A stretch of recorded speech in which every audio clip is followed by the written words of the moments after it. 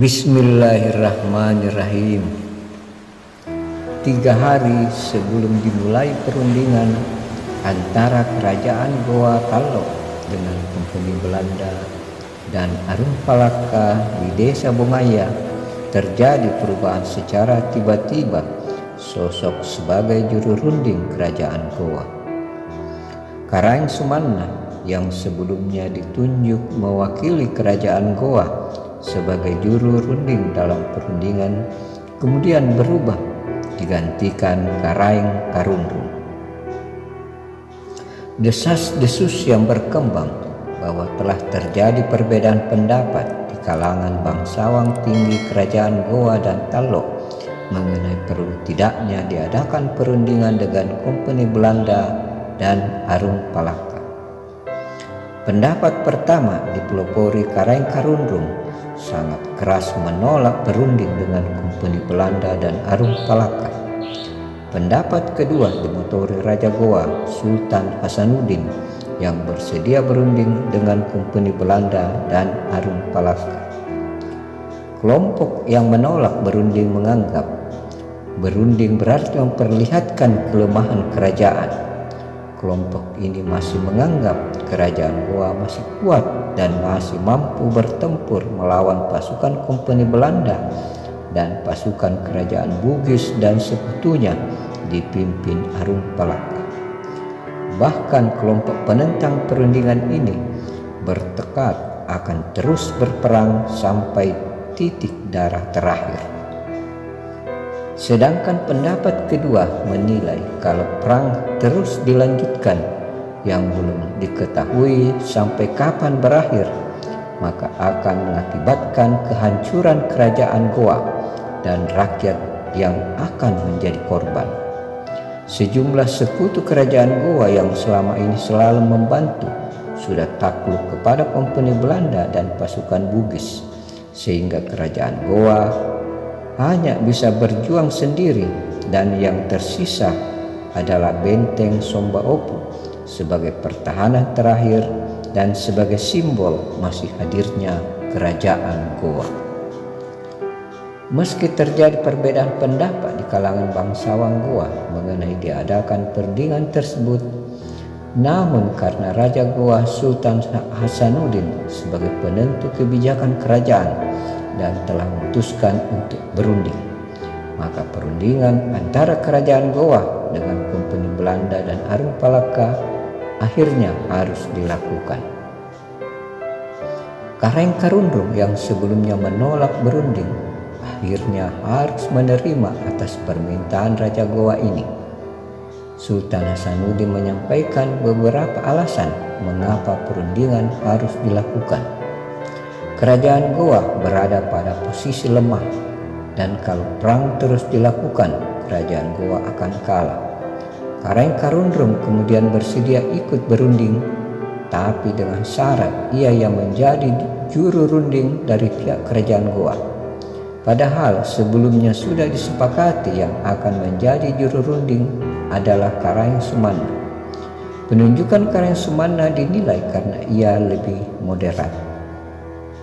Hasrat Karaeng Karundrum menjadi juru runding dari pihak kerajaan Goa tidak lepas dari kekhawatiran kalau pihak kerajaan akan menerima semua tuntutan pihak Kompeni Belanda dan Arung Palaka.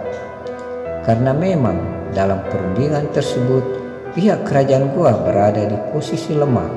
Namun demikian Karaeng Karundrum ingin tetap ada posisi tawar-penawar antara kerajaan Goa dengan pihak Kompeni Belanda dan Arung Palaka.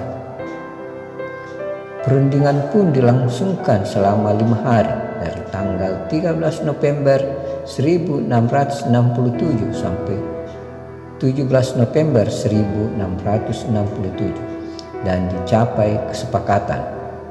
Maka pada tanggal 18 November 1667 disepakati untuk dilakukan penandatanganan perjanjian antara pihak kerajaan Goa dengan pihak Kompeni Belanda dan Arung Palaka. Pada pagi hari tanggal 18 November 1667, sejumlah orang Bugis meninggalkan Makassar menuju lokasi pertahanan Kompeni Belanda dan Arempalaka di dekat pantai Barongo. Mereka yang meninggalkan Makassar ini hanya khawatir entah apa yang akan terjadi setelah perjanjian ditandatangani. Cornelis Spelman berharap ketika ditandatangani perjanjian antara kerajaan Goa dengan Kompeni Belanda dan Arempalaka, Raja Goa Sultan Hasanuddin hadir sekaligus langsung memberi tanda tangan. Cornelis Spelman yang menunggu di lokasi pertahanan Kompeni Belanda kemudian menyadari kalau Sultan Hasanuddin tidak akan datang untuk menandatangani perjanjian.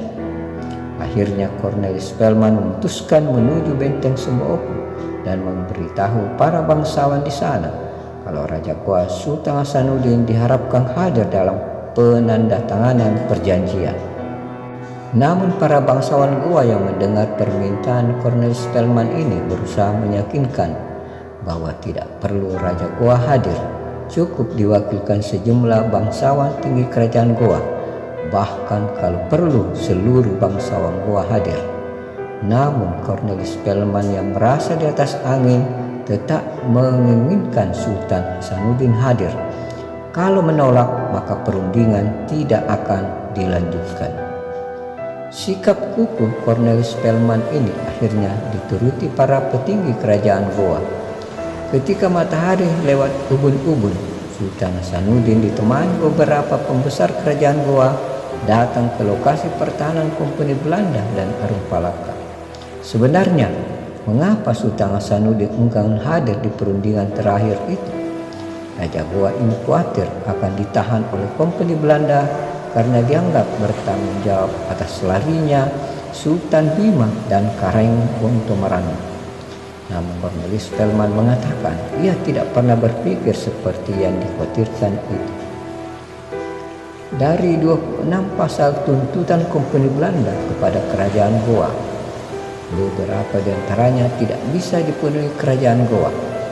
Untuk itu Kompeni Belanda menambah 3 pasal tuntutan lagi, yaitu pasal 27, pasal 28, dan pasal 29 untuk mengatasi pasal yang tidak bisa dipenuhi kerajaan Goa.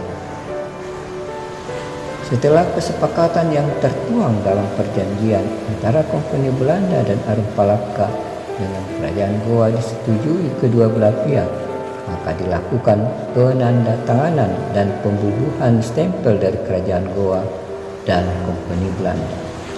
Masing-masing pihak bersumpah atas nama Al-Quran bagi yang beragama Islam dan atas nama Injil yang beragama Kristen. Namun, apakah setelah kesepakatan antara kerajaan Goa dengan Kompeni Belanda dan Arempalaka ditandatangani, permusuhan antar mereka telah berakhir? Ternyata tidak. Mengapa? Karena memang sejak awal kelompok Kareng Karundung tidak pernah mau berdamai dengan Kompeni Belanda dan Arempalaka. Hanya karena permintaan Raja Goa sehingga perjanjian itu dilaksanakan. Nah, tidak lama setelah perjanjian Bungaya ditandatangani, kelompok Kareng Karundung mulai menjalin kembali hubungan dengan sekutu-sekutu lama kerajaan Goa dan pelan-pelan membangun kekuatan baru untuk melawan Kompeni Belanda dan Arempalaka yang telah membagi kekuasaan atas wilayah Sulawesi Selatan. Sekian.